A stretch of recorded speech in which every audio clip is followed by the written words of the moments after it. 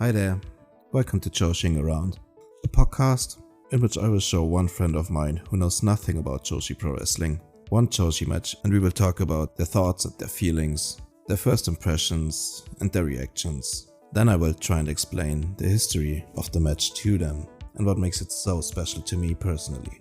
My name is Tom Hunter and welcome to the show.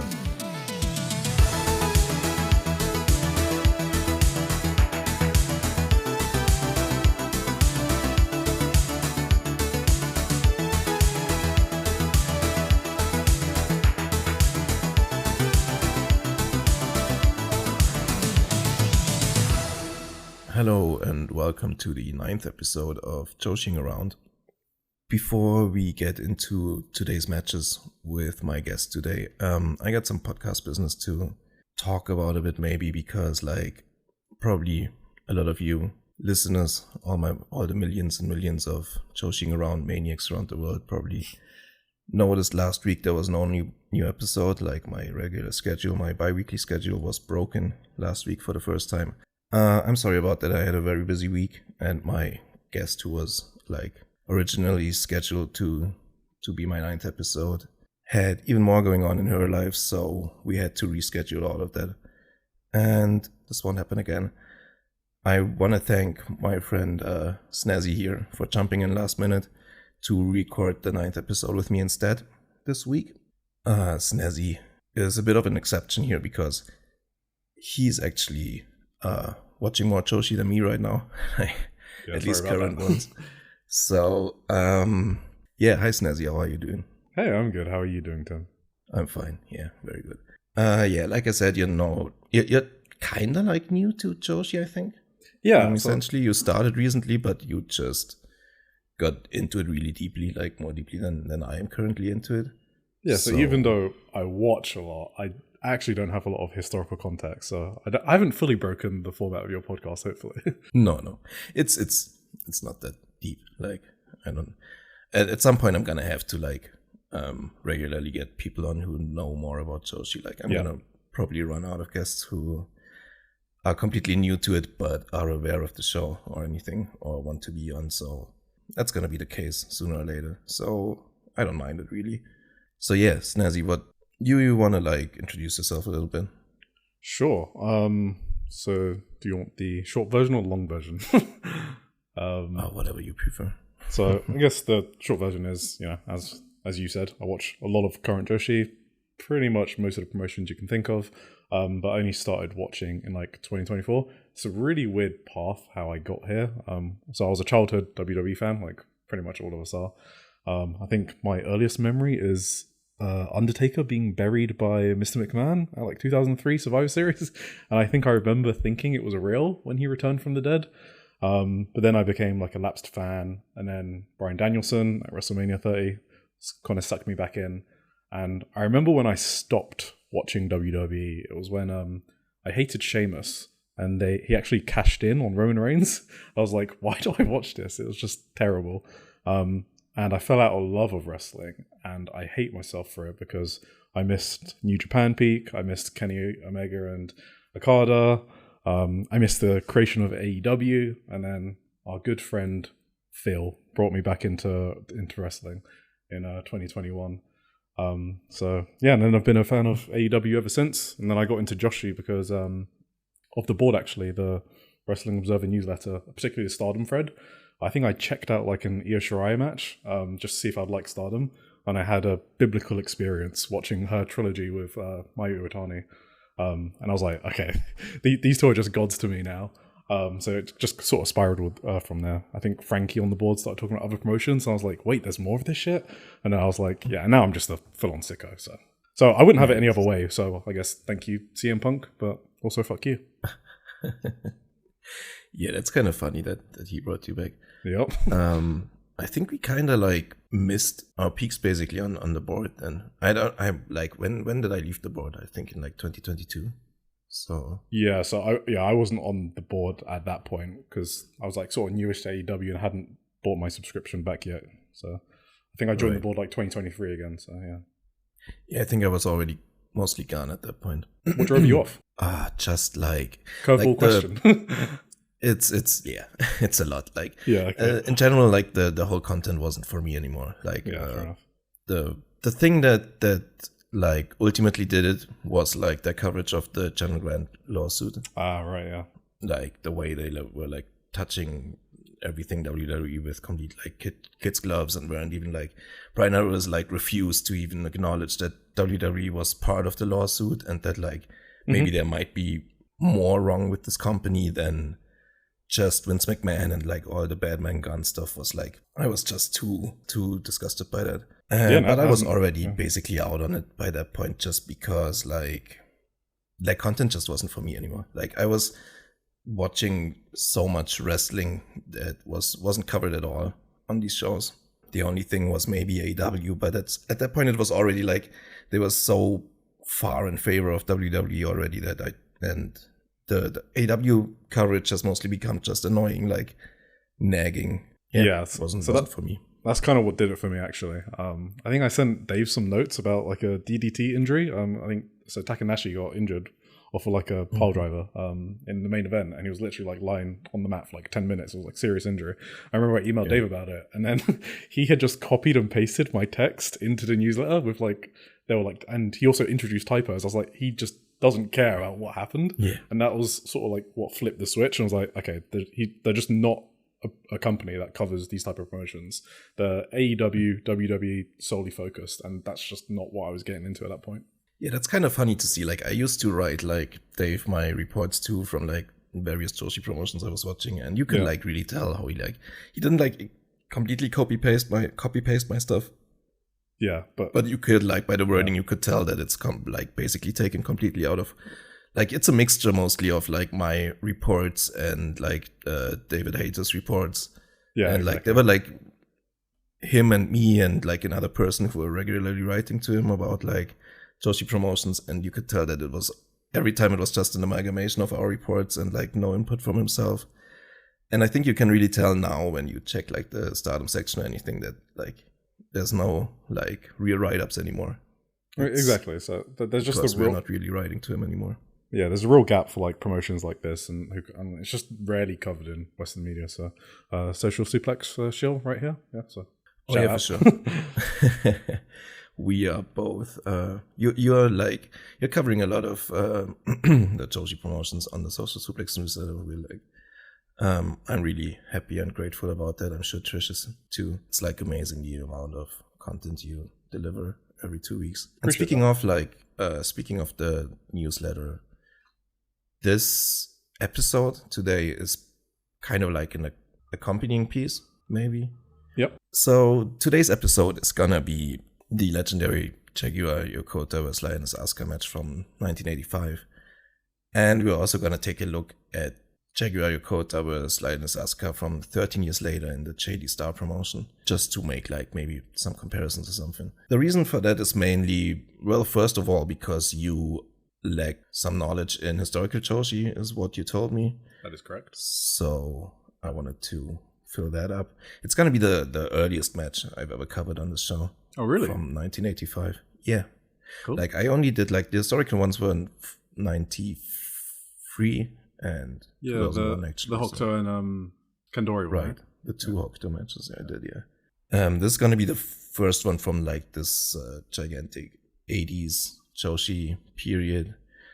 The reason why I wanted to do this match specifically is because at the end of the month, Jaguar Yokota is gonna celebrate her 49th in-ring anniversary, which I think is just insane.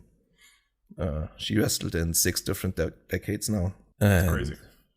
Yeah, like that's not like 49th birthday or anything. It's 49th in-ring anniversary, which is just, yeah. When I read that, I figured I had to do something to like honor her career. So I wrote an article in the newsletter for this week, and I was happy when you told me you could like jump in last minute to do my 9th episode, so we could also do this match with her this week as well.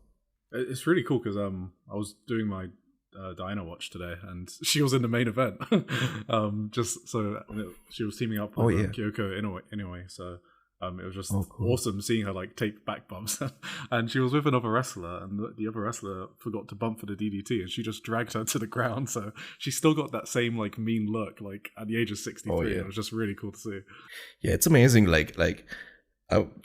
I'm probably gonna bring that up later again, but like when you look at the style they were wrestling back then, like 40 years ago, and the way she's still able to walk and take bumps today is like, it's pretty special, I think.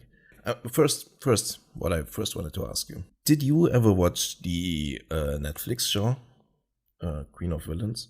I haven't actually. No, the one with Dump Matsumoto. Yeah, exactly. Yeah, no, I haven't. All right, okay. That it's definitely worth watching. I love that show actually. I would have brought up like some like parallels, maybe like some historical inaccuracies, maybe from the show to reality, because like they're like Jaguar Yokota and Lioness Asuka play a fairly big role in the series as well. I didn't like know that. their rivalry is like depicted in the show as well. The one thing about these two, like, since you had already a chance to read my article, because you edited it, I think. Yep. I don't really have to explain the entire career of Jaguar Yokota to you. Maybe I'm gonna go briefly over it later because, like, just for the listeners, of course. Yeah. But you're in many ways like a lot more like an advanced guest. Yeah, absolutely. Yeah. So, but yeah, like it's like their careers were like very parallel running, I'd say. Like they were always rivals, and like in the show it is depicted, there's this one scene where like the Matsunaga brother gave both of them their names at the same time in the same meeting, like Jaguar and Lioness, replacing their usual first names. This isn't quite true. They got their names like 1 or 2 months apart, I think, but like they were always quite similar in timing with each other. And it was like Jaguar Yokota was always like the big singles champion in the promotion, like the red belt champion, for like almost 4 years straight, with like 1 month break in between when she lost it to La Galactica, and then won it back. But the thing is, like, Lioness Asuka was always the more popular one, even though Jaguar Yokota was like the better wrestler and the more successful like singles wrestler. I could tell from this match. Yeah, you could really tell. Because Asuka was like one half of the Crush Girls with Chigusa Nagayo, of course. Yep. Which was like just insanely popular then. Like I brought this up in like, I think in the Hokuto vs. Kandori episode, that they used to do like these insane like 12.0 TV rating numbers and stuff like that back then. Mostly just because of Lioness Asuka and Chigusa Nagayo as the Crush Girls. How it started, like the Crush Girl stuff? Like, when did it start to like blow up? Because I know that Dave like used to talk about it like all the time, and all I know about them is how popular they were, but not how it started or anything like that. When exactly it started blowing up, I'm not quite sure. I think like around this time, like 85, 86 was like the very high peak, is when like Dump Matsumoto also like became herself and like the Atrocious Alliance, which was like her heel stable.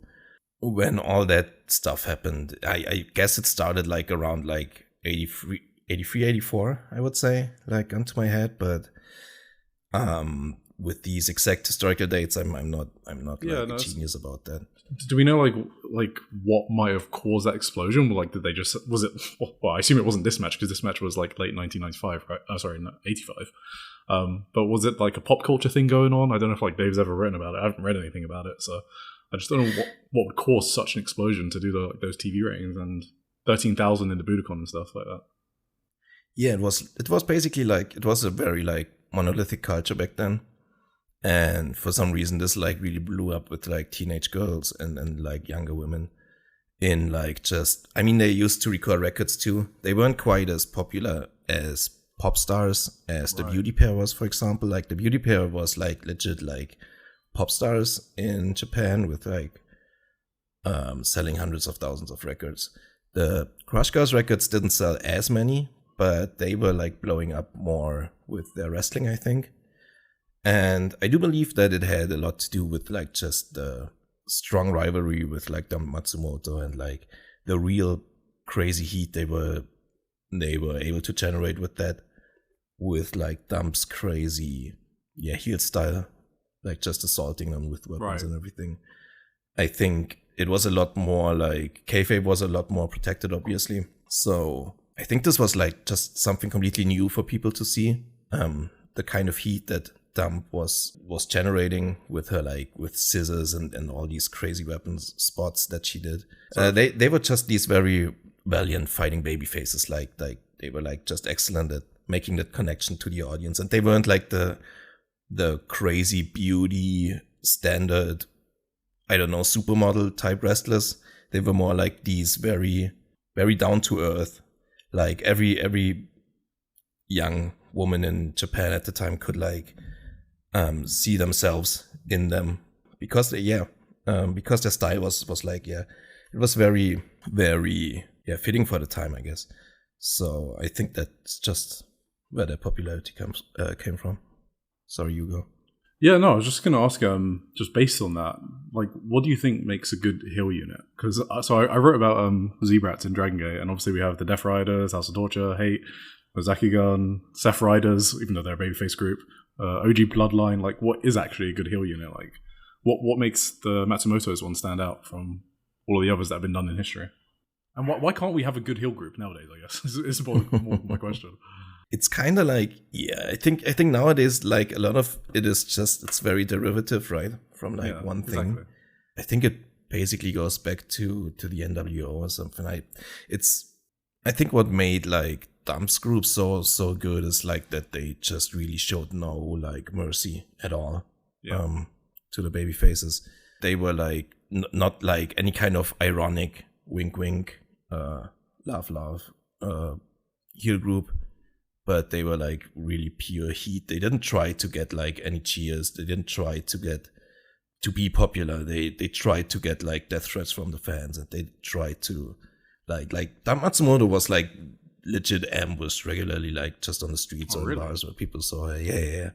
And they would like send her like letters with razor blades and shit to try and hurt her. I need to watch that documentary. It's really good. Did you say some of it was fictional, or it's not really a documentary? It's more like a series about her, and like they took some liberties with like some facts, but I think it's excellently done. Like I love the actors doing it. I would recommend this series to anyone, like even like non-wrestling fans. I think it's really a really well done series overall, and like they hit the points perfectly. Like the way they visualized the matches, like Dump and Chigusa had this like legendary hair match, like the series actually of 2 hair matches, and the way they visualized that on the show was crazy good. I thought that's the last episode basically, but not to spoil anything. But I think you should really check it out. I think you'd love it too. I definitely will, and maybe that will also answer your questions a bit better, like how exactly it happened and why they got so popular. I think that's the main goal the show tries to show, actually. Like Joshi wrestling has already been very popular at the time because of like the immense success of like the beauty pair in the 70s with Jackie Sato and Maki Ueda, and like basically the Crush Girls kind of just inherited then the popularity, I guess. So it's like almost every decade has had like their popular duos or like groups. So right. So like what after the Crush Girls is what, like Minami Toyota and the All Japan Women Girls, right? Exactly, yeah. And then that was the last one basically. The last one at this level of popularity, at least. Like the 2000s were then they were a really rough time. You had like coming out of that was like basically Meiko Satomura and not much else, unfortunately. Maybe Kana, like Asuka and WWE.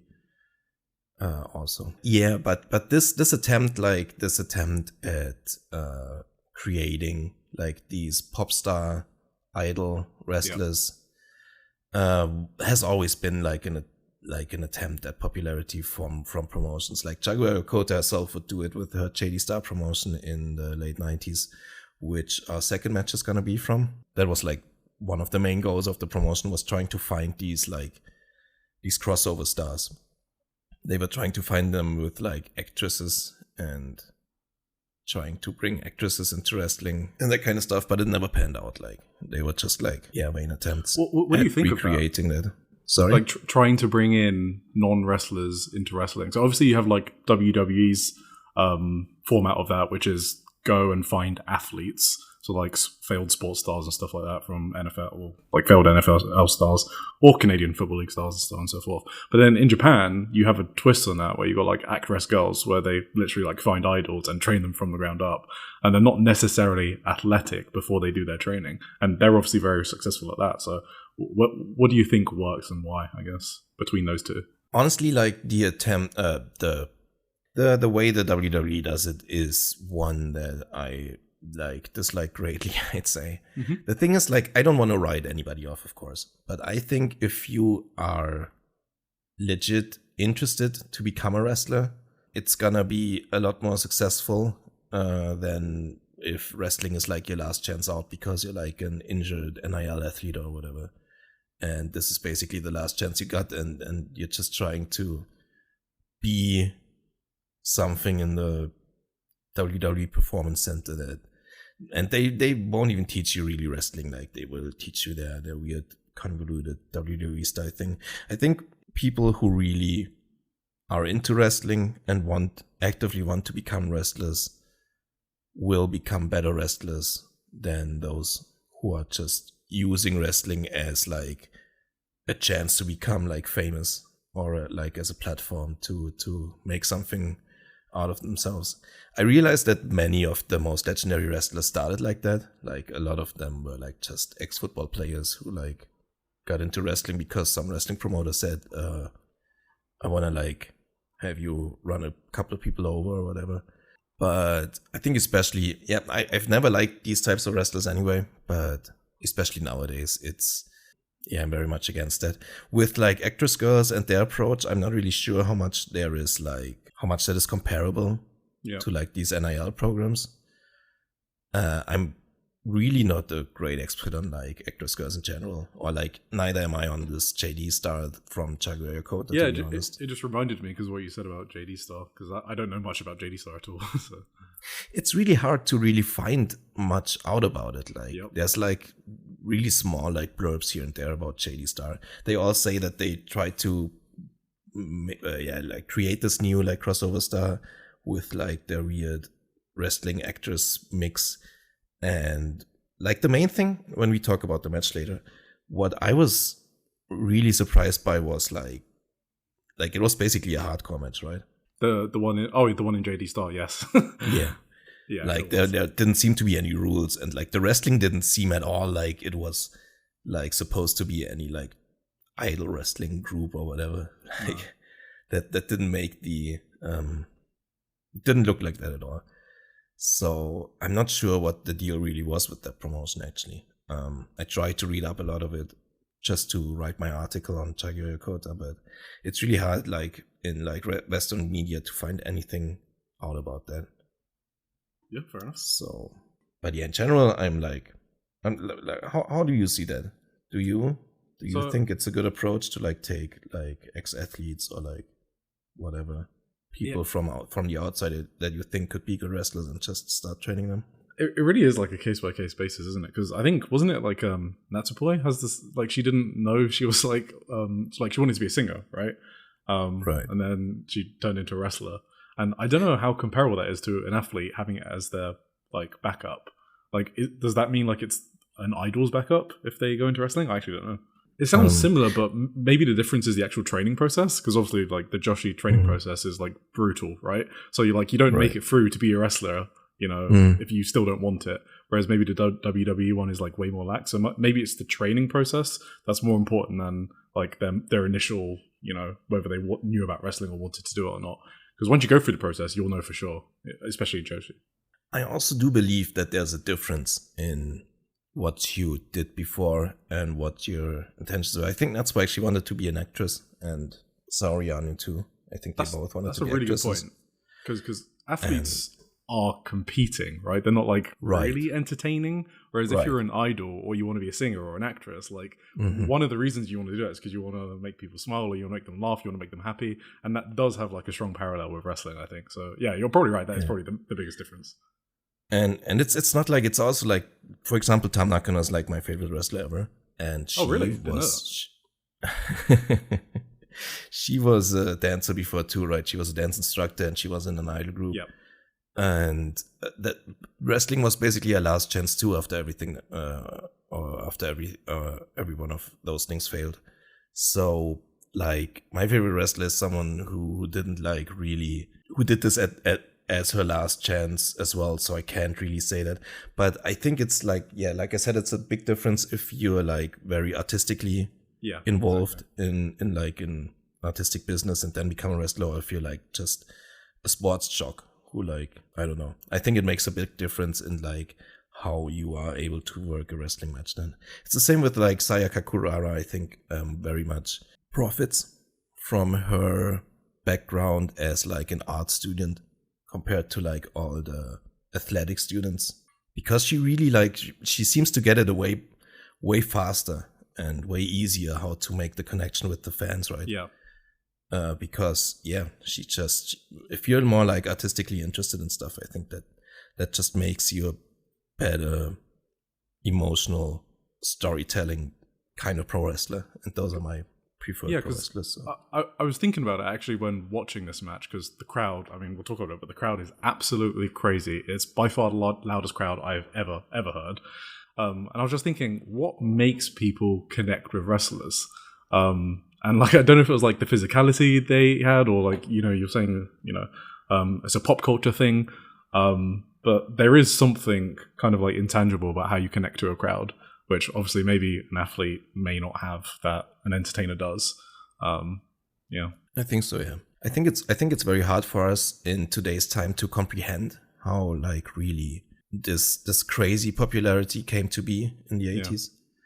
Because like our our media landscape today is like a lot more like in our different bubbles and secluded and stuff. Like, it's just the nature of like how media works nowadays compared to back then. Back then they had like maybe, I don't know, 3 TV channels in Japan, and AJW got a slot on a TV station, and that was maybe enough to just like boost their popularity like immensely, because people were just watching what was on instead of having these like millions of different possibilities to check other things out. And it really hit with like teenage girls. Yeah, it's crazy the amount of like wrestling availability nowadays. Like the amount of promotions like I can just sign up to and watch is just insane. So yeah, that probably fragments things a bit as well about who you connect to. Yeah, absolutely. Okay, do you have any more like questions about the 2 wrestlers involved? No, before we go into the match, or should we just talk about it? Like, I think you already gave your first impressions, like the crazy, as you said, there were like 13,500 in Nihon Budokan. It was the All Japan Women Summer Night Festival in 1985. It's August 22nd for anyone who wants to watch along. Okay, should we just get into the match then? Yep. Let's do it. So, what were your like first impressions about it? What did you think of it? So I actually found out that, so I didn't know much about Yokota, except I kind of knew she was like a pioneer, that she like created some moves that everyone uses nowadays. I don't know what they are, and I knew that she wears like so it was like Asuka that wears the blue and the guy that wears the red, the Crush Girls, yeah. So that was the only thing I knew about them. But I realized that I'd actually watched the match before this on the same event, like ages ago. I think it was Masami and Shigusa Nagaya on the same card. Okay. And I went back and I was like, that's an excellent match too, yeah. Yeah, it's the semi-main event. I was like, this event must have been wild to have like those 2 matches back to back. And it didn't seem to affect like the crowd. You know, like how the current discourse about AEW is about like tiring out the crowd and have like, oh my god, you can't go after Ospreay, you're going to kill the crowd. I mean, Yokota and Asuka here go on after that crazy 36-minute double KO, and this crowd is still the loudest thing I think I've ever heard in wrestling. They were screaming, yeah. It's crazy. I think when you're that young, your voice lasts a lot longer, probably too. Yeah, and it's not piped in crowd noise like a WWE Evolution. So no, it's just non-stop screaming. It's crazy. Yeah.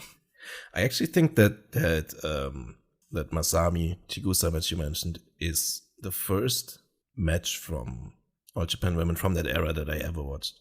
Like, oh really? And the first Chigusa match, yeah, I think so. I'm pretty sure, yeah. Like a couple of years ago.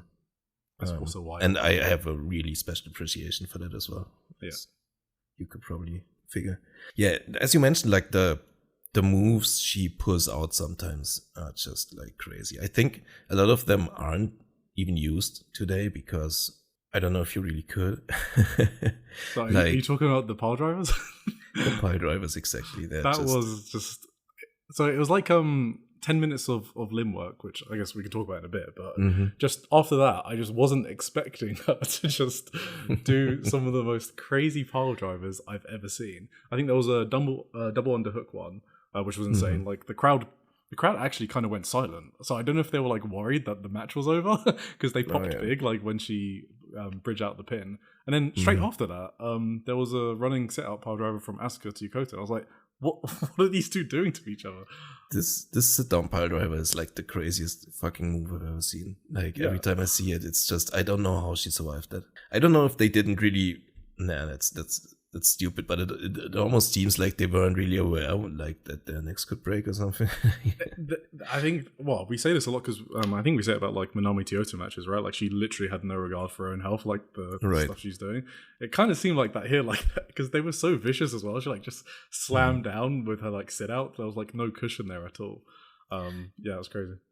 Yeah, and you see it so much with back then with these women when they do pile drivers. Like nowadays, you always see like wrestlers tuck their chins, right? So they land safely, and they didn't seem to worry about that at all. Like so often they just don't tuck their chins at all, and I always think they're just fucking dead. I don't know. So are you a sicker where you enjoy that, or do you like condemn it? It's a bit like shoot really, headbutts, like. Well, it's a difficult thing. Like in cases like these, when I know like both of them obviously weren't paralyzed after the match, I can watch it with no problems or anything. But I'm not condoning anyone like trying to do this because that's where I stand, and it's the same with like shoot headbutts. Like I don't want people to do shoot headbutts, but I feel like there's something instinctive within me that reacts to one. It was the same with these pile drivers. I just can't help but go, oh shit, and then jump out my chair. And I can't switch off that reaction. So then it's like, should wrestlers try to chase that reaction because they know it's going to work? Or like, and I can't stop reacting that way, so they're just going to keep doing it. It's a really weird like feedback loop. That's very true, yeah. Yeah, I'm the same. Like nothing gets like bigger reaction out of me than like something like that. It's very true. Like that's why Suri does those headbutts because she knows they get a reaction, and it's like absolutely, yeah. I was just thinking about those two. Yeah, the Suri headbutts are like the classic example. I just pray to God that nothing ever happens. Exactly. Yeah, that's all we can do. I mean, these are fucking stupid wrestlers. You can't change them, no matter what our opinions on them. There was something on them headbutts are. There was something even stupider later, which we can go into. But do you want to talk about the start of the match? Because I'm actually kind of interested in your opinion on the start of the match. Yeah, you mean like first it was like a lot of like mat and counter wrestling, right? It was basically like 10 minutes of limb work, yeah. And I was just wondering, where do you sit on limb work? What do you think about it? I think if it's worked well, it's a great thing for any match to do. Like I think you can see it in like the way wrestlers sell it, right? If you're like Shota Umino and you fall asleep in the Tokyo Dome, then you shouldn't do it. Yep.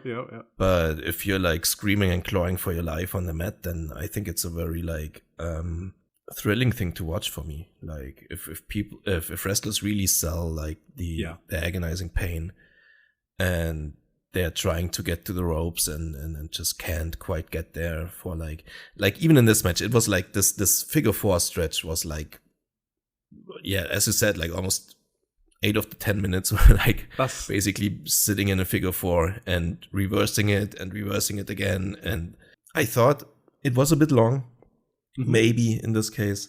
like in today's eyes. I think back then it was like the standard thing to do in matches. That's what I wanted to say. It's like now we have like the TikTok generation, right, where we just need clips and crazy shit to happen. This was 40 years ago, and when she's putting, I think Yokota's putting Asuka in a leg lock. The crowd is screaming. They are going crazy over a leg lock. So if the crowd at the time is loving everything they're doing, does it really matter what I think in 2025 with my TikTok ADHD brain? It doesn't really matter as long as it like works on the live crowd. Submissions are boring, but they're made by the person selling it. For example, like I think the recent one is like Hangman and Moxley, right? Like when you're like choking someone, he's not actually moving, but what makes it really exciting is the way like Moxley's panicking, right? Like how he's selling the hold. And I think Asuka does an amazing job like selling the pain that she's been putting, even though it's just a leg lock. No, that's true. I think so as well. Like Asuka is selling this expertly, and that's why I never got really bored watching it either. But what confused me a little bit is like the rope break rules in All Japan. Oh yeah. I don't know if you saw it. Like at one point she grabbed the rope fully. And it didn't break, and she has to like put her other hand under or something? Yeah, I think so. They gotta reach it with both hands or something. Yeah, I did not know that. Yeah. I didn't know either. I just concluded that from watching it. I didn't really ever really notice it either, except for this match when I rewatched it like this week. In these old All Japan matches. But it must have been the case that you had to reach the ropes with both hands. The other thing about the submissions to me is like there's a bit of like there's always these fights or like these discussions going on in the online spaces, right? About like selling the damage. Because like they are like in a figure four for 10 minutes screaming their heads off in agony.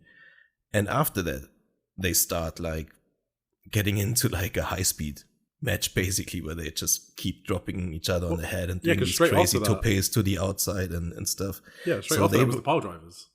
Right, yeah. That came straight off it. And then they do this Asuka throws Yokota to the outside, right, with the suplex. Yeah. And then follows it up with the crazy tope. So yeah, that's what I got in my notes in all capital letters. That Tope Suicider is insane. WTF. Like it was, So this is the other thing I was referring to that was probably stupider than the pole drivers. Like she just does a dive to the outside and Yokota just moves out of the way. And there's no seconds or helpers. So maybe this is the incident that caused like everyone in Japan to be like, hey, maybe we should catch people. Like no one catches her. She just literally thuds onto the ground. It's crazy. It's so wide, yeah, but it shows kind of that they were very much in the mindset that like if you can't finish me with the submission, then like just the pure adrenaline of the match is gonna get me over the hump, and I'm not gonna start limping for the rest of the match. I'm still gonna go as hard as I can, and I'm not gonna do like an overly theatrical sell of my leg for like the other 20 minutes of the match. What's your opinion on that? I completely agree with you. So I know it's controversial, and there's some fans like you said, they want the wrestler to like hobble for the whole match. I just need it to be sold a little bit, but I can completely buy like a wrestler being on adrenaline, especially because it wasn't for that long. It was like 10 minutes after that. This match wasn't like 40-minute epic or anything like that. Yeah. Or if it's like a fighting spirit spot, I don't need you to sell your leg. And so yeah, I was going to say the same thing you said actually about people falling asleep in submissions. Like they're not falling asleep here. So I loved the limb work in this match, and as we'll talk about later, it actually played into the finish. That's another important thing for me. If it didn't play into the finish at all, and it was like adrenaline for like 25 minutes, then I'd be like, okay, was there really need for that? But played into the finish, and the segment after it was only 10 minutes, so I was fine with it. The other spot around that time, like I think that came after the pile drivers, was the airplane spin. Yeah. Or like she first does an airplane spin, and then she does like the Claudio like spin. I thought that looked fucking surreal, like the pace she did it in, and the speed. I don't know. That looked so crazy. They showed it like from above the ring from a camera perspective. It looked so crazy. It looked to me like she was just having a doll swinging around. I think we need to remember as well. This is 1985, like, and she's doing like you would see this in like any match today, like like what Chica Goto does it, Claudio does it, like how many people do the giant swing? She's doing this in 1985. I don't know if there were people doing it like before. I don't know if she popularized it, but Asuka like swinging Yokota around was crazy in 1985. I think. Yeah, and just the speed with which she did it was like not many people today are doing it like that. Yeah. Yeah, and like you said, that at the end, like it basically like they were on the top rope, and Asuka just threw Yokota off. At first, it looked like she wanted to do like a vertical suplex to the outside. Yeah, like that looked fucking insane. But she just threw her to the front, like down, tried to get her with like a double knee and missed, and that basically sealed her fate. So you're right that all the legwork in the end really did. I loved this finish. This finish was fucking awesome. Like, so she like trapped the leg and did a German suplex that looked brutal. Oh yeah. And yeah, it was the same leg that she had worked like in the first 10 minutes of the match. I didn't even buy that was the finish actually, but I was really happy that it was. Yeah, that's what I was gonna say. Like, it was a really sudden finish in a way, because like Yokota didn't like wait or like stalk her or anything. She just she saw, okay, she missed a double knee. She immediately grabbed her, put her into that German, and put her away. Like, there was no like hesitation, or there was no like theatrics or anything before. She just grabbed her and finished her off. I think that's the one thing I really love about Japanese wrestling. It's like the urgency they have to kill each other. Like for me, what really makes me like connect with wrestlers and matches is, can I believe it's real? So I don't mean like they need to have like a shoot match. I just need to be able to easily believe that these people are in competition in some way. Or if it's DDT, then I need to believe that they're friends and just having fun. Whatever it is, I just need to believe like what I'm seeing on screen. And when they're like launching at each other, so I think there was like one sequence where Asuka just gives Yokota like a German suplex right on her head, and then Yokota just like returns the favor with a straight jacket German, and I was like, that's exactly what I want to see, and that's what made me like jump up in my chair. All right, the straight jacket German dance was so crazy too. I loved seeing that. That's like all the Cosmic Angels use that one now, basically. I love that. Mayu Iwatani used it too, and it's like a very popular Joshi move now. I'm pretty sure like they got it from her too.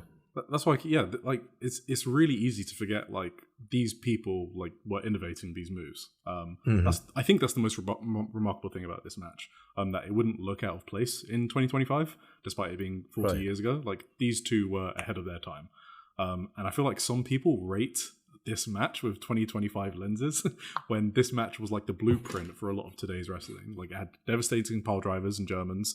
There was like a series of like Casadora roll through pins and creative pins, which is like a Joshi staple nowadays. And then it had the batshit crazy Tope Suicider. So and the sick brain buster too. There's a lot of stuff in there. It's just way out of its time. You're very right about that. Oh, do you know what I wanted to mention quickly? About the heel face dynamics. So like, Yokota was like able to get heat and the crowd behind Asuka, and the thing I noticed is she wasn't doing anything like heelish. Like, the only heelish thing she was doing was like beating up the babyface, but like not in a mean way. She was like applying leg locks and just giving her suplexes, but it wasn't like she was like using weapons or like when you do like mean stomps and like you're really aggressive. She wasn't even doing that. Like, the way she got heat, I thought was like really smart. That's true, yeah. And you don't really see that today anymore. No. It's also kind of like helped by the fact how much the people loved Asuka, of course. Exactly, yeah. So she really didn't have to do much. But like, just like grounding Asuka the entire time and working on her leg is enough to like get this crowd into a frenzy. So yeah, that was good. Like, they gave the crowd what they wanted. Like Yokota knew what their assignment was. I felt like a lot of the match was basically, apart from like the early limb work, it was like basically 50-50 after that.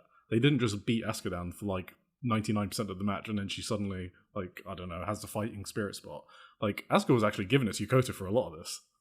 Oh yeah, I thought Asuka had like the upper hand after like the initial submission stretch. Like, for most of it, most of the things were Asuka like dominating. Well, the giant swing was Asuka. The running setup pile driver, which is the craziest spot in the match, was Asuka on Yokota. So. Exactly. Yeah, the suplex to the outside was Asuka like the only thing where it like kind of swings back into Yokota's favor was like when she misses this suicide tope suicida it's called, but it's quite literally like a suicide tope. It's insane. Crazy. Yeah, what I wanted to mention, like what you said earlier about the urgency, is also like what these wrestlers never do is like any like theatrics or like shocked faces at like kickouts. They just continue to do the next thing. Okay, you kicked out at 2. I'm just gonna keep working on you immediately, like going back to it. That's also something I like. I do think the theatrics have their place kind of in wrestling. Like I think Mercedes, for example, does it very well. Yep. Like she's going so much over the top with her like, oh my god, my opponent kicked out theatrics, that it's kind of awesome again. So I'm not like categorically against that, but what I love about like many Joshi wrestlers is that they just don't like you said, the urgency just to just straight go back. But I also loved it's not really a specific example from this match, but when like someone kicks out and they immediately grab their arm and put her in an armbar, because by kicking out they give you their arm like inadvertently by kicking out, so you immediately have the chance to get an armbar on them, and I love stuff like that.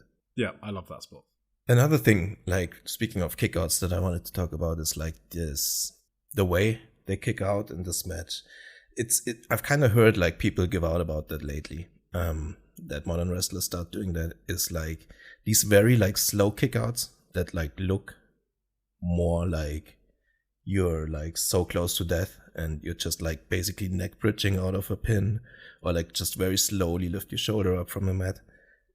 That's what Yokota does a lot in this match, I thought.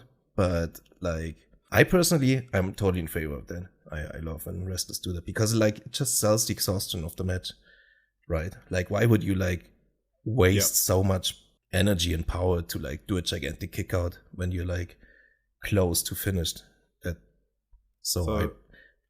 How do you think about that? So I love watching and reading cage match comments. It's my favorite pastime hobby to do. I just like seeing how silly the comments can get. And I saw someone mention about how Asuka and Yokota were both bridging out every pin and they didn't like it. I was like, what a weird thing to nitpick about this match, when it makes complete sense why they're bridging out like that. Like there's a reason they do it like that, and it's exactly what you said. Like why do they need to do a super dramatic 2.909 kick out? No, they're just slowly trying to get their shoulders off the ground, and I like those pins as well, especially when it's deeper into the match. Maybe not if it's like the first 5-10 minutes, but yeah, late in stages of the match, I love it. But I think it also kind of plays back to the thing I just mentioned earlier. Like if you like just throw your arm in the air, you're basically putting yourself in a more vulnerable position by like just giving your opponent the arm. Like if you're just bridging out of it, you can like keep your arms at your side or like wherever they are and keep them safe. So you're not giving any limb to your opponent, like if you just do a neck bridge out of the pin. So I think there's a lot of logical arguments you can make why it makes a lot of sense to do these pins. I just like going back to Mercedes once again. I saw like she started doing this lately, kind of adopting that these slow kickouts, and I see a lot of people online like just trashing her for that, and I don't understand. What's the reason? Like even podcasters and stuff.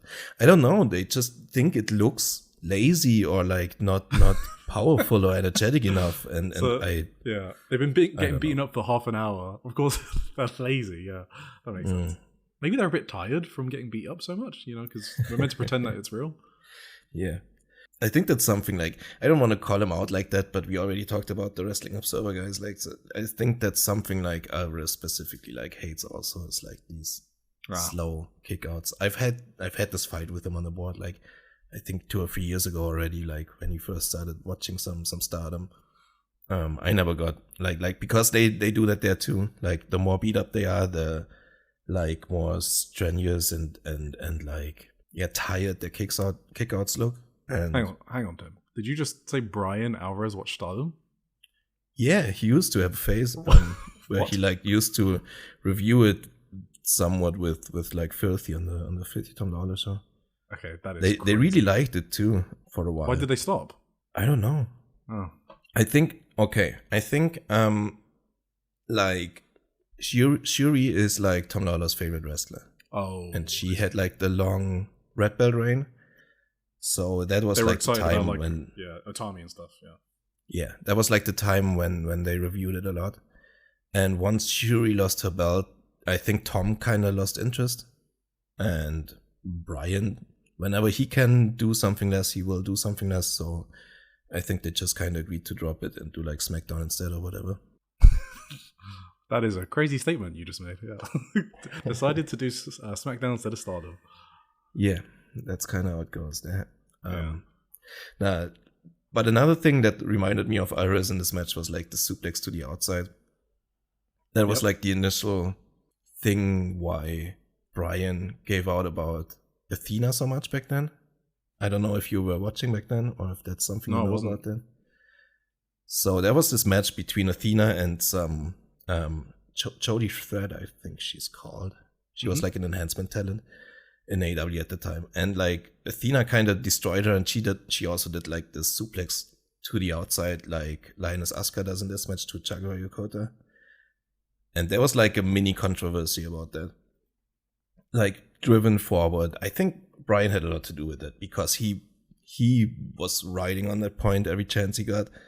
And like about Athena being an unsafe wrestler, you know, because you can't just dump someone to the outside like that with a suplex. That was like unheard of to him. I don't know. And that was kind of like the last time you really saw Athena on AEW TV regularly. She was then like confined to like the Ring of Honor jail for the next couple of years, where she was like the only thing worth watching on the program. And I always hypothesized that that match had a lot to do with that she was like sent to Ring of Honor jail. I need to go watch that spot. I haven't seen it. Because people like thought she was unsafe or whatever. Like even Jodie Thread loved it. Like she posted about it after Twitter, and she wasn't hurt or anything. Nothing happened in the match. It was just the spot looked crazy to people online, and they were complaining that Athena was unsafe.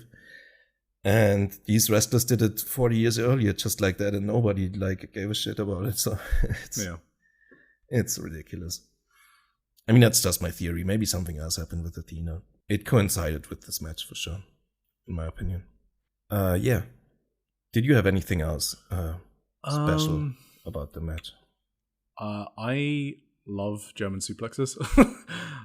So yeah, I mean, I could watch like a match with 15 German suplexes in a row. So I kind of noticed that their use of the German suplex was like way more careful. Like I think the first one came in 15 minutes.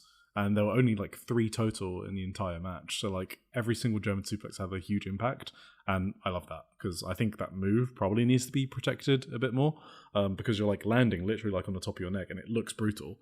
So like that's one thing I wish like also American wrestling could maybe integrate a bit more from Japan, like the use of the German suplex and protecting it a bit.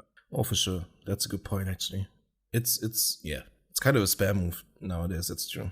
Like I could totally see back then that it was like just a real like just like a pile driver essentially. I mean, it was one of the finish, right? It was the finish with the leg trap, German. So. Exactly, yeah. So yeah, that's a good point. Never thought about that really.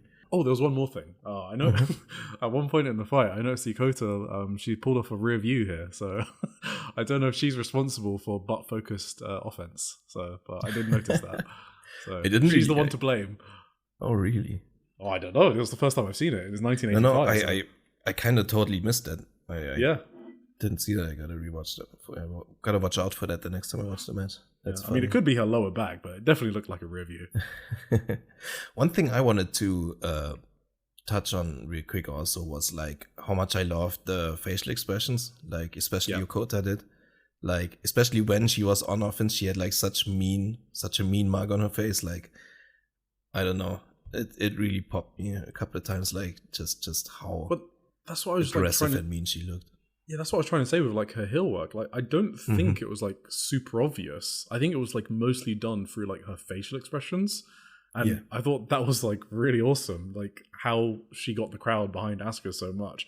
There was even like she was getting beaten up, I think, and like by Asuka, because the match was kind of 50-50, and the crowd is still chanting Asuka, even though Yokota's getting beaten up. Like she just made the crowd completely hate her and turn, and go in Asuka's favor, and I think part of that was the facial expressions. Oh, absolutely. Yeah, they were excellent. Okay, so 13 years later, they had a rematch. I mean, I don't know if that was the next rematch they had, actually. Oh, I don't know. It's very possible that they had like a match in between. But this is from this is basically where Asuka gets revenge, I'd say. The roles are a bit reversed here too. This is from JD Star, which is Jaguar Yokota's own promotion back then. She founded in 1995. This match is from January 11th, 1998 in Korakuen Hall. It was essentially a sold-out Korakuen Hall with like about 1,600 people there, according to Cage Match. Right, so I thought this was like this was an interesting thing to draw parallels to, kind of, or like see the differences rather, maybe, because like I mentioned earlier, it was basically a no DQ match, or like the ref just didn't give a shit. I don't know. It was really weird. And I thought very clearly Asuka was the heel in this one, and Yokota was the babyface. And at this point, Yokota already had like more of her like more modern look with like the long hair, and Asuka was still like, she always had the short hair. She still does today. Yeah, this was a pretty brutal match. Like there was a lot of going on with weapons, with chairs, metal rods, and like even the umbrella was fun. I should say this match was probably longer. Like you see a couple of cuts. I think they cut some stuff out. I don't think it was. Well, because at the end of the match, they put on the graphic and it said 17 minutes. Well, I think. Huh. The weird thing is, like, when Asuka hangs her from the balcony, right? Yeah. I think there's like a cut where like the next thing you see is Asuka rolling her back into the ring. And like logically, Asuka would still be on the balcony. So she either teleported down there or they cut something out. That's why I thought this was like cut in some form. But well, I think it's because the YouTube video was like 16 minutes 30, but then the match graphic said 17 minutes. So yeah, they probably cut off like 40 seconds or so, but not that much, I think. Yeah, we didn't miss that much then. That's true. That's good. By the way, that's what was crazy. Like I don't know how many Korakuen Hall shows I've watched, but I've never seen someone hang from the balcony in that arena. I think I saw actually one match. One like crazy death match where that happened, now that you mention it. But I was kind of like shocked when I watched that for the first time. I just didn't expect it at all. Just see like Jaguar hanging there out of nowhere. Yeah. It was a crazy visual. Like, what was your? But let's go back maybe to the start. What was your first like impression of the match, or like what was your first thoughts on it? Well, first of all, the match kicked off with a German suplex already, so I I'm already in. Okay, fine, you got me. German suplex. That's my thing. But then I thought, like, this match, the face heel dynamics were like way more of a factor. So like you said, Asuka was now the heel. The best part about this match by far. So Yokota does the double underhook pile driver to Asuka, which is the exact same one she did 13 years ago. Even though Yokota's the face in this match, that move actually got her booed. I was like, she was getting beat up by Asuka in her stable, but Yokota was getting booed straight after the pile driver.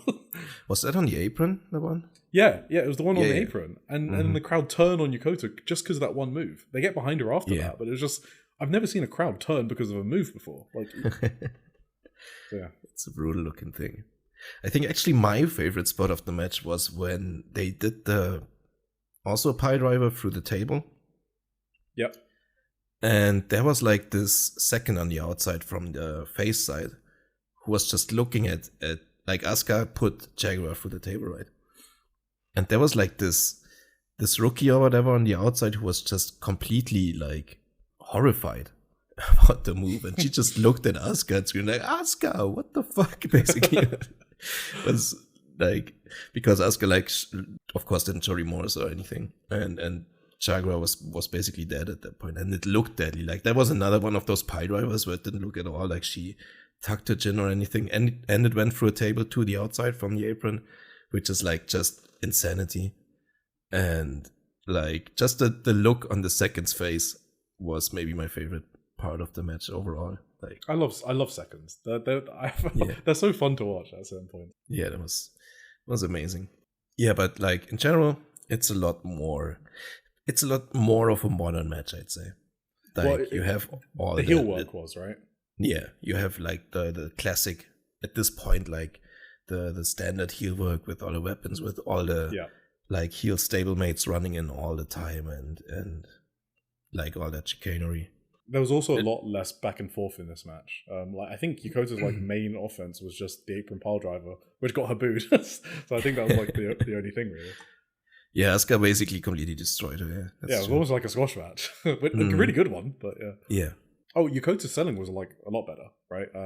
Like as in she was playing the heel like in the first match, and now she's the babyface. I didn't realize like how good her selling could be as a babyface, but it was really good. Oh, for sure, yeah. Yeah, she basically sold it like she was just finished at the end of this. I think she bled too. It's kind of hard to tell with her hair sometimes if it's I like didn't notice that. hair streaming down her face or if it's like blood. But I'm pretty sure she got busted open. I'm sure it wasn't like intentional either. I could totally imagine that she was like just bleeding from the head a bit like hard way from some of these spots they did. They did a lot of like stuff with chairs and like just crazy violence, huh? Did you like the finish? I did actually. So the finish was when they kind of did like a table bridge through the ropes where like Asuka powerbombed Yokota from, and then Yokota did like one like very dramatic kick out, like one of her slow ones, her slow neck bridging ones, and then Asuka just choked her out essentially until she was unresponsive. So the I sleeper like hold, like I really love it when they yank back on the holds. So like I think like a modern comparison is maybe like Samoa Joe, like you know when he just like yanks back when he puts you in a sleeper. I those sleeper holds are amazing. Mm-hmm. It's like such a viable finish, I think. Right.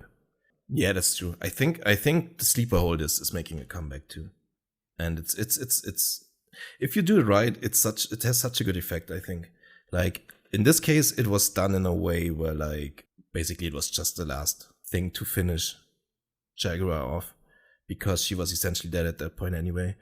But like I think sometimes when Sayaka Kurara does it in Stardom, she sometimes hits the timing on it so well that it just pops the crowd so like more than any like pile driver did or whatever in the match.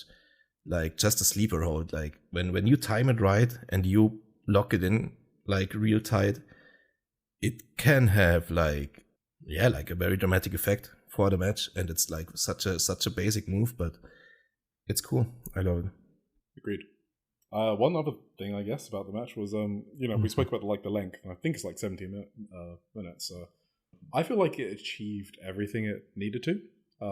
So it established like who you should root for.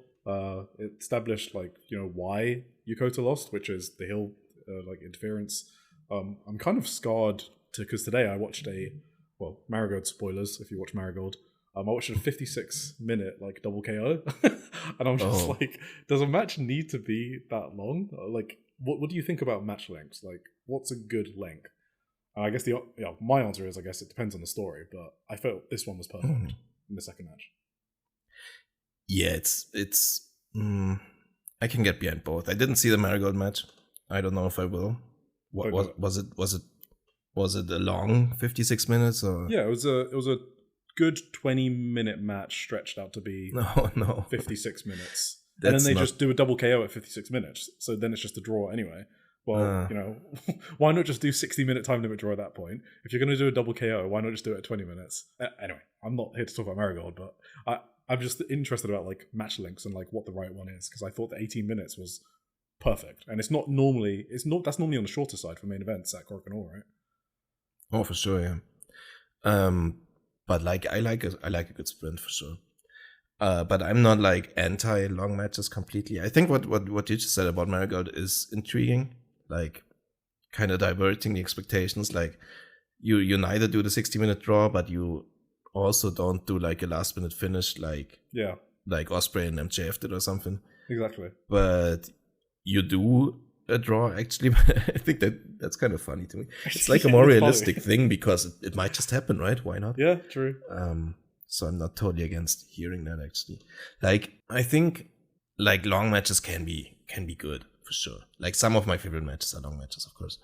Like Omega Okada was the fourth one was what? 69 minutes or something? Yeah, I think over 70, right? I thought like 72. Oh, maybe. I'm not sure. I don't have it in my mind. But that's like one of my favorite matches of all time, like bar none. So if it's well done, you can go long. Like Shuri Utami is another one, the 43-minute one. I don't have any qualms with long matches. But I think a good sprint can be really excellent too. It's a hard question for me. I just think it just has to fit the match. And this one it fit because it was just such a brutal beatdown. So many weapon spots, so many brutal like pile drivers, and like there was also the reverse runner from the top rope looked horrifying. It was kind of botched, but yeah, there were a lot of like sick like high spots in this. That if you sprint like that and you have so many weapons involved, I think like 70 minutes is totally enough. Well, there was a top rope like Tiger Suplex at 6 minutes in, I think. So. Oh yeah, that too. That was they were going to go quick. Yeah, it's just This was like a perfect 60 minutes for me, because there's like no downtime at all.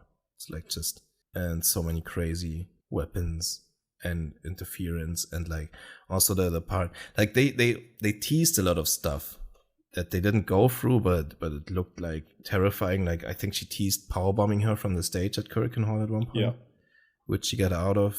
I almost lost my mind before she got out of that, because you could totally like see that these women actually go through with that, right? Because they're just fucking insane the entire time. So I was kind of glad that she counted that though. I don't know what's your preference on that. Do you have any on match length? Yeah, I think I'm biased towards shorter matches. I just tend to like lose attention if something's like approaching like above 30 minutes. I don't know what it. I mean, it's obviously just a me thing, because there are obviously some matches where it fits the story. But yeah, I think it depends on how they do the early stages of the fight. So like MJF and Ospreay, like it's like Marmite, you love it or hate it. I actually didn't mind that, because I felt like they switched up the pace a lot throughout like the 59 minutes. But if you have a really slow first half an hour, then I struggle, to be honest. Okay. And actually that Okada Omega 4 that you mentioned, wait, is it? So the second one is my least favorite of the four. That's the 60-minute time limit draw. And then I like the G1 one, and then the best of 2 out of 3, and then I like the first one the most, actually.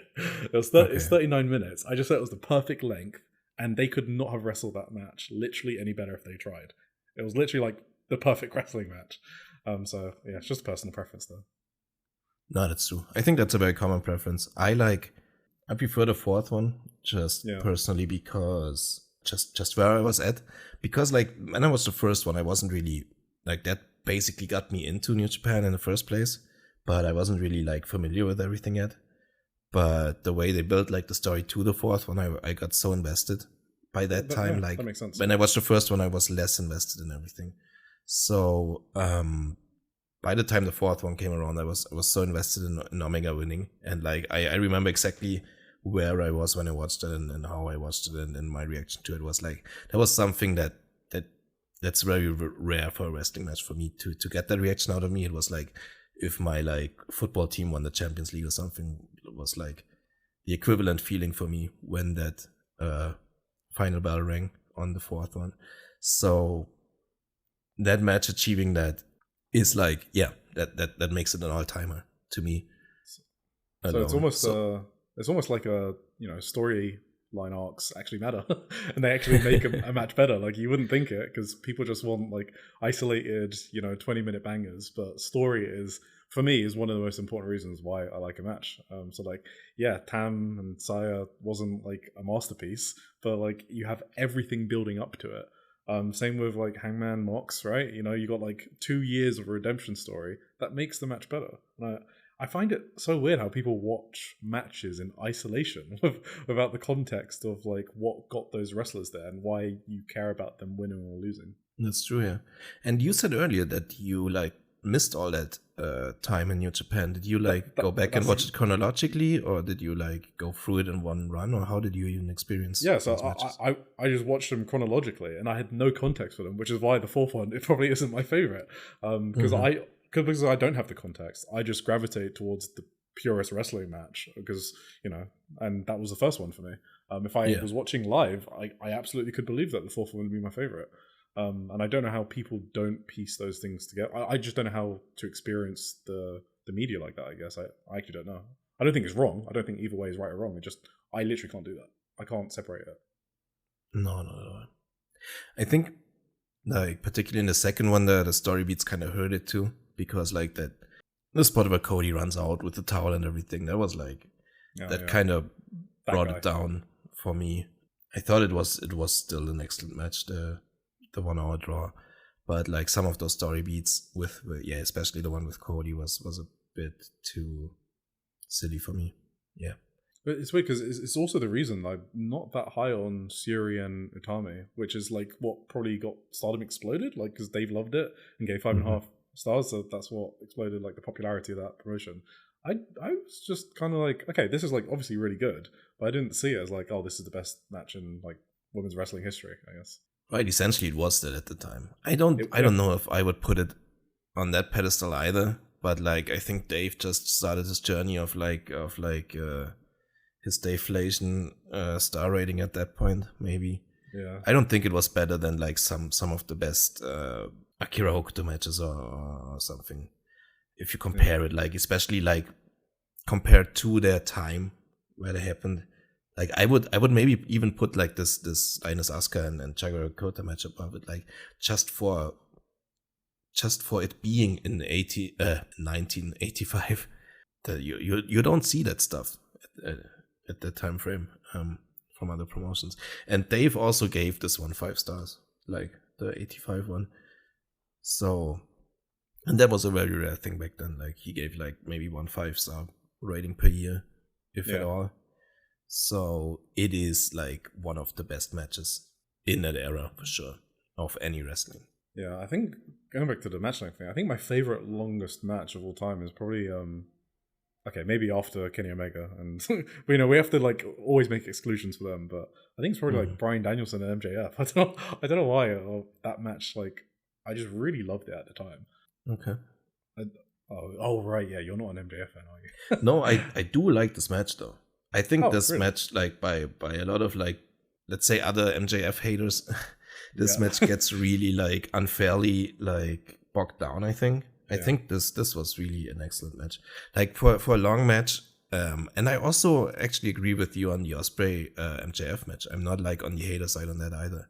I think MJF can be a good in-ring wrestler for sure. I also like his Derby match, for example, is one of my favorite like underrated AEW matches. Overall, I think like everything else he does besides wrestling is just such a negative for me that I really dislike him. But like how I measure like, sorry, can I ask about like specifically what you don't like about him? Because I think it's like I guess where do you sit between content of a promo versus like ability to deliver it? Like, is it like full on content or is it like 50-50? Because for me, like I'm more on the delivery side. And I know that sounds kind of crazy, but I've just noticed that difference between us in terms of like judging like how good a promo is. And obviously he's like very good at delivering them, but his content is awful. Like I had to switch off the screen at, the Jeff Jarrett promo. So but I've noticed you're like very heavily on the content. And if you don't like the content, like you just very off put by it. So I wanted to ask you about that. Well, first off, I kind of disagree with you that he's great at delivering them either. Okay. Because I think the way he always does like the same shouty, like, I don't know. It's very WWE coded, he knows well how to speak words, I guess, without stumbling or anything. Yeah. So he never botches a promo or anything. But I think his delivery is so fake and phony for me, and like so like, this is how a wrestling promo is supposed to sound, because I watched all my old Roddy Piper tapes, and that's why I will deliver every promo in this like really phony and stereotypical shouty like way, and I have all my catchphrases I'm gonna rattle down, and I never I could never like get emotionally invested in anything like that, to be honest, just because of the delivery as well. Before we even get to the content, and the content of the promos are like the third worst for I me mean, yeah, in I like think the content is not modern great. wrestling. So, Do you have an MJF promo that you did like? Poking the hornet's nest here? let me think. The thing is, I've been skipping MJF promos for like the last Oh, okay. 2 or 3 years. Yeah. I'm sure like before I completely fell out with like disliking MJF, when would that be? Like maybe like 2022. What was he doing? Maybe. Was that CM Punk? What was he doing in 2022? I think it's CM Punk feud, right? I think I liked the CM Punk feud more than I'd like to admit at this point in hindsight. But it was more like just the more when it more like crystallized out to me that his shtick will always be the same. I think actually one of the points where I just his promo with Regal, it was at the end of 2022, I'm pretty sure, which was at the time was like celebrated as like one of the great promos of all time. It's the one where he like reads his emails to WWE or whatever that was. Yeah. I was trying to remember what you're talking about. Okay, yeah, I remember that one. And Regal, yeah, he had like this promo battle with Regal about like their time when he wanted to go to NXT or whatever. Yeah. I think that's about the time when I just really realized that I fucking hate his promo style. I hate his promo contents. Oh wait, but when was the thing where he talked about like being in a car with I knew you were gonna say with that. his college girlfriend, and she was giving him like roadhead and Yeah. they drive into a tree or whatever. That was like That was that just was before a his really face turn, big. I think, right? Wasn't Sorry? that like before the Brachachos thing? Yeah, I think that was the build to the Daniels match actually that you mentioned earlier. Oh, okay. So early 2023. Yeah. Yeah, that was a big turning point for me too, where I just said, nah, I can't do this MJF stuff anymore. That's nah. That was pretty And bad. then of course all the Brochacho stuff, like I disliked it as well. So that's when I entirely started skipping everything related to MJF on Dynamite. So I don't want to ask you why you like Tam, because we could be here forever. But I do want to ask you, like, what if it's not like promo stuff, like what makes you connect with someone? Like, what's like, okay, yeah, that's my guy or girl. Guy is a general neutral, so. I think it has a lot to do with like the storytelling in the ring, like the way people are able to convey their emotions to the audience is a very big part to me, I think.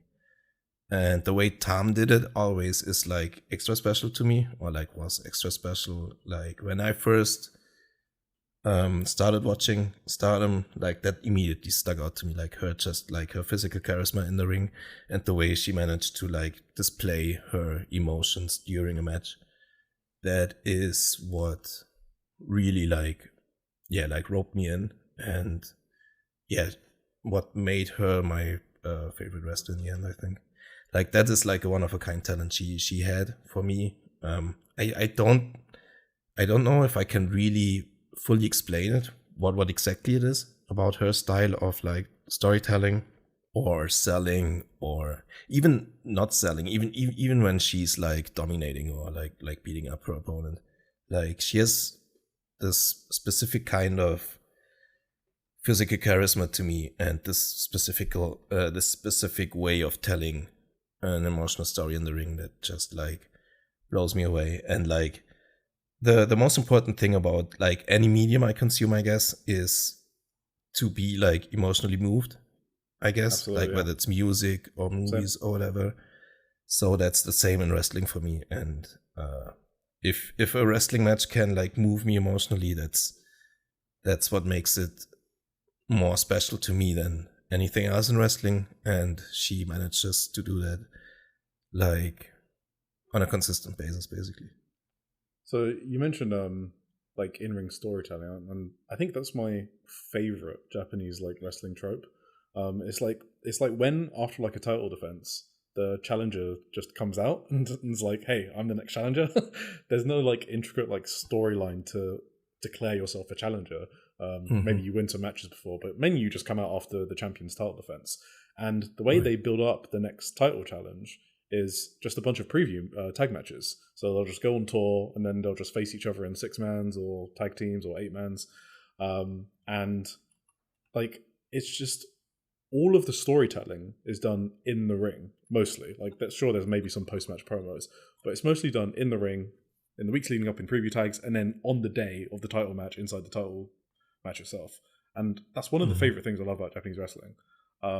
So yeah, I was going to ask, like, since that's how you mentioned you connect to your wrestlers, like, that's largely absent from American wrestling, I feel like, in terms of like telling stories in the ring. There are a few like really good people that do, like Hangman, right, is obviously one of the best. Right. Does it make it difficult for you to enjoy American wrestling then, if that's mostly absent?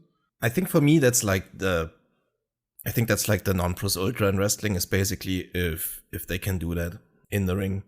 But that doesn't mean that I dislike like the American style wrestling really, when it's more like trying to wow you with like excellent, like, I don't know, execution in the matches and like work rate, as it's called, I guess. I do enjoy that just as much. Like, not just as much, that's a lie.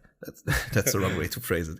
But I do also, I'm also able to enjoy that just as much as as any other fan of AW or whatever. And I do love the athleticism and stuff. But yeah, like the perfect wrestling match to me also has to achieve the emotional storytelling part. Yeah.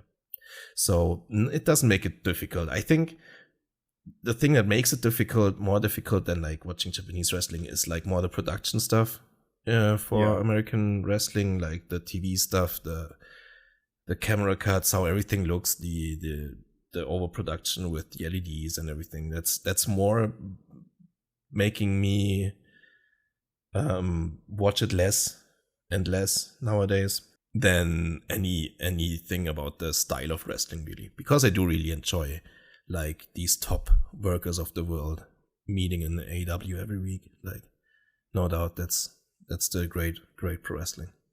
I think it's kind of maybe it's not, but I think it's a bit underrated how good AEW's roster is. Like, a lot of Japanese fans will not like AEW just because it's like American wrestling.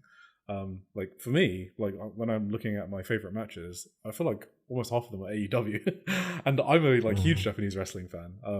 So that I feel like sometimes they fly under the radar in terms of that among Japanese fans. I'm talking about. So.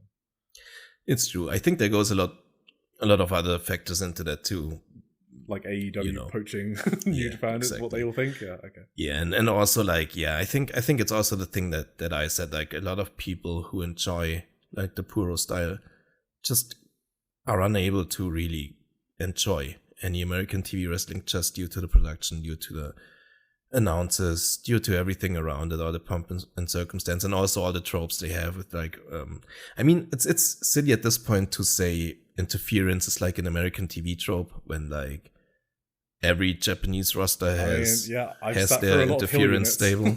Yeah. But that's kind of like, I think that's the main thing that scares people off from American TV wrestling. It's more like the production standpoint. And I think a lot of people will freely admit that the work rate and wrestling quality is extremely high in AEW, if not the highest in the world at the moment. I mean, for me personally, I would probably say Stardom, but that's like my personal bias, I think. What do you think American wrestling does well? Like, what's the one thing you'd be like, okay, they do that better than anyone else in the world?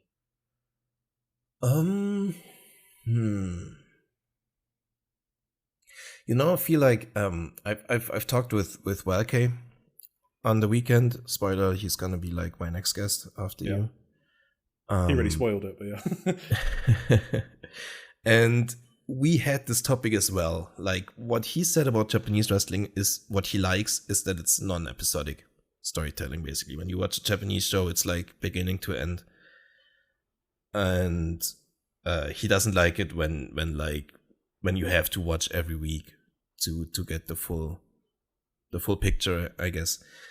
That is maybe something that, like, when I look at the storytelling for like the Hangman saga, the first 2-3 years of AEW with like Kenny and the Bucks, that is something that doesn't really happen in Puro like that. Like you have a story being told consistently over 2 or 3 years and leading to this big crescendo. You do have that in some cases, like of course Tom crafted all her storylines over years and years, but you don't have it like on a week-to-week basis. Every week you get like a new story beat. Every week you get like new interviews and whatever with every participant, and it evolves constantly. You have more like a stop and start, like these two faced each other 6 years ago and then they faced each other like 2 years later, and you build the stories like that way, that they constantly clash or intertwine throughout the years, more than like the consistent week-to-week storytelling. And I think like my favorite story ever told in wrestling, like completely, is that Hangman arc, and I think that's probably what the American TV wrestling did there for it. That wouldn't have happened like that if it was happening in New Japan or something, I guess. So I'm going to make an admission here. So don't hate me. I didn't hate the Bloodline Rules match between Cody and Roman. I kind of liked it. And I guess like I was kind of drawn in by the finish the story stuff. I just like those long storyline arcs culminating in like one event. That concept, I think I do get drawn to. I think you're completely right about how rare it is in Japanese wrestling. Like Tam Saya is probably one of them. Like, would you even include Goto in that? I feel like it wasn't really like one coherent storyline arc, right? It was just like a moment that happened. Really, no. Yeah. So yeah, I think you're right. That it's like largely absent in Japanese wrestling. Like, I don't think when Goto won the G1 for the first time in like, what was it, 2006 or something? Yeah. And he failed his first title challenge back then. I don't think they had in mind the story beat that he's gonna finally win it in 2025. Like that was like, those were all like singular moments that in the end form the story of his career together in a way, but like that's not what I mean with like consistent storytelling.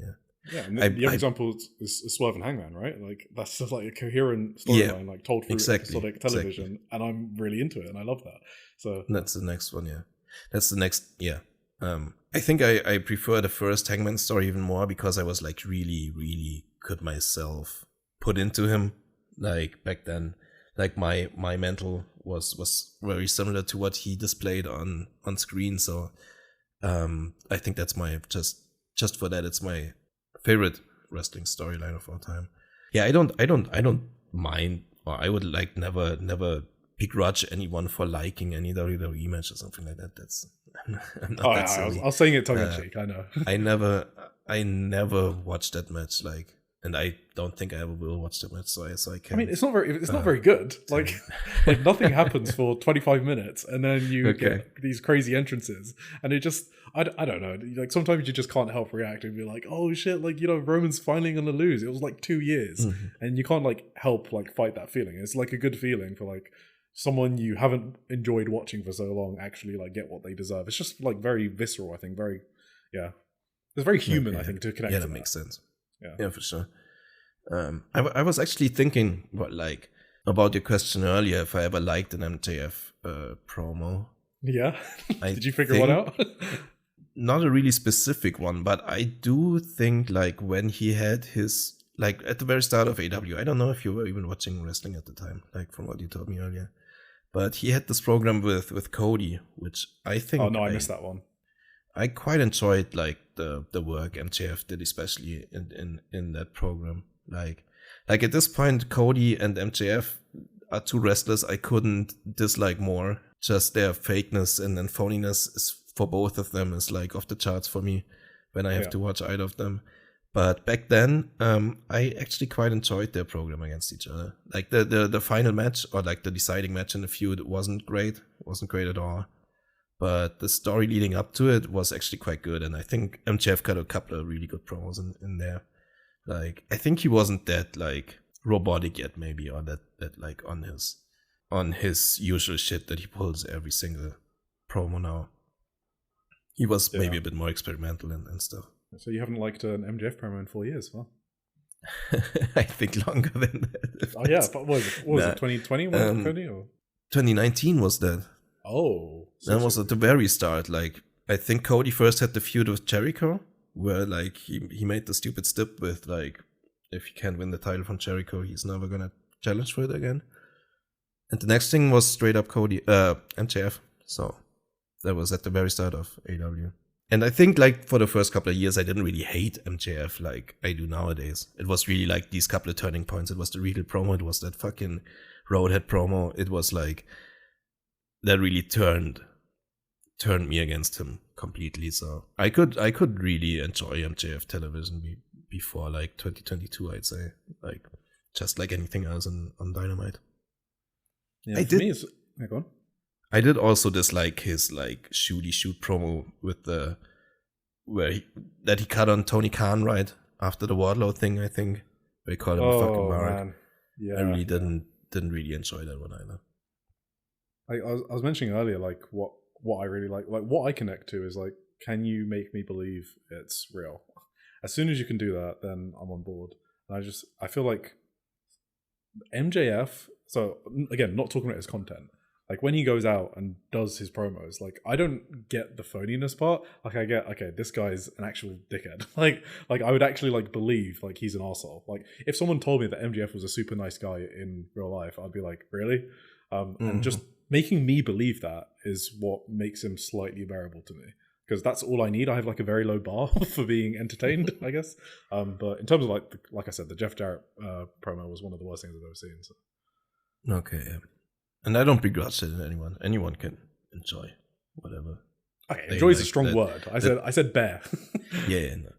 But it's not like I form my opinion on anyone by whatever they like. Maybe a little bit. Nah, not really. I can't say that. I can't even say that with the WWE because, like, you know Dave from the newsletter. He's like a really jam up guy, and he watches like every WWE show. So absolutely. So I would never like personally dislike anyone for their likes or dislikes in wrestling. As long as they're aware like how fucking evil the company is, it's fine. Whatever. Well, the worst part is people like defending the company, right? Like it's two different things. Like being a fan of the company and being a fan of like the workers and the product that the workers are putting on. Right. I think that's very different from defending. WWE should like counter program and they should fight all of these lawsuits. Like that, I think you have to be insane to defend that. To be honest, for sure, it's like a matter of being able to separate the art from the artist. You say exactly. Normally, in this case, it's a matter of separating the art from the wrestling promotion, I guess.